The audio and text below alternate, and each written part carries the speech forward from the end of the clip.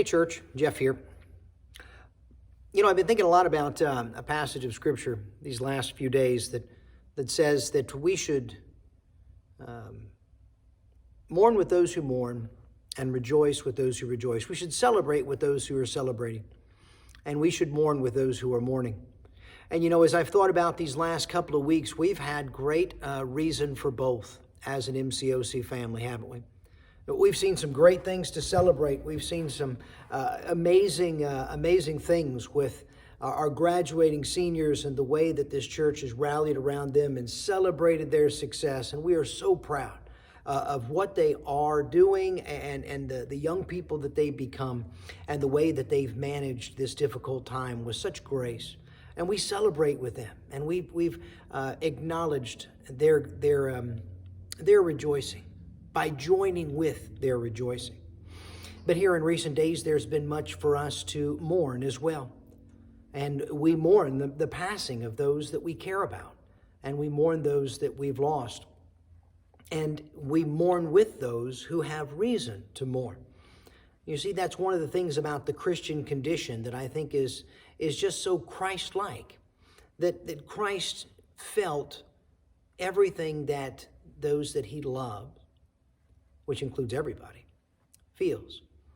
And he calls us to do the same, to have that heart of empathy, to have that understanding of where people are, and to meet them where they are in those emotions that are appropriate for that moment, and to join in that emotion with them, whether it's the height of celebration or whether it's the depth of sorrow.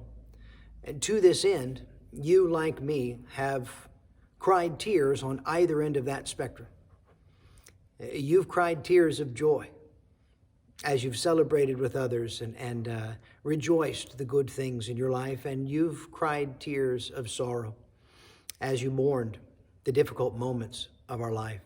I find it interesting as I was thinking about this idea of crying tears, whether joyful tears or sorrowful tears, and how it is that the book of Revelation, from the onset of the revelatory picture, once you get past those first few chapters where you have the churches of Asia and those letters to them, and you really begin to step into what heaven is going to be like and the goings on the other side of the veil, it starts with a proclamation about our tears, and it concludes with a proclamation about our tears. And it's a really powerful thought if you give it some consideration. What we have here at the beginning in chapter 7 of the book of Revelation, the 17th verse. For the Lamb who is at the center of the throne will shepherd them, future tense. He will guide them, future tense, to springs of living waters of life. And God will, future tense, wipe away every tear from their eyes, saying we're right on the doorstep of it. We're right on the edge of it. What you are witnessing, John, what you're sharing with the world is something that's just about to happen, and it's right around the corner. And then in chapter 21, it comes to be.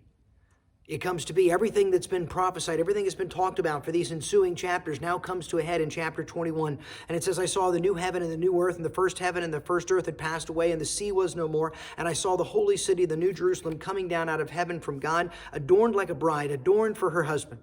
And I heard a loud voice from the throne, look, God's dwelling is with humanity, and he will live with them, and they will be his people, and God himself will be with them, and he will be their guide, and he's here to wipe away every tear from their eyes. That's why he's here. Death will be no more. No more grief, no more crying, no more pain. The previous things have passed away. I saw the one who was seated on the throne, and he said, look, I make all things new.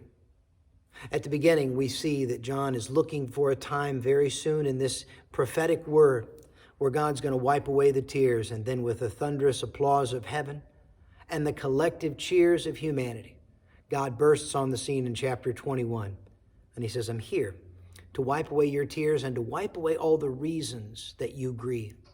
And I'm going to leave you only with the tears of joy that flow from being my child and being with me forever. You see, that's what we look forward to.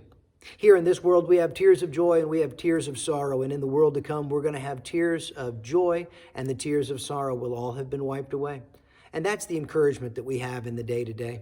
I hope that these thoughts are somehow encouraging to you. They meant a lot to me as I reflected on them today. And I hope that you'll be blessed. I hope you'll be well. and I look forward to seeing you very soon.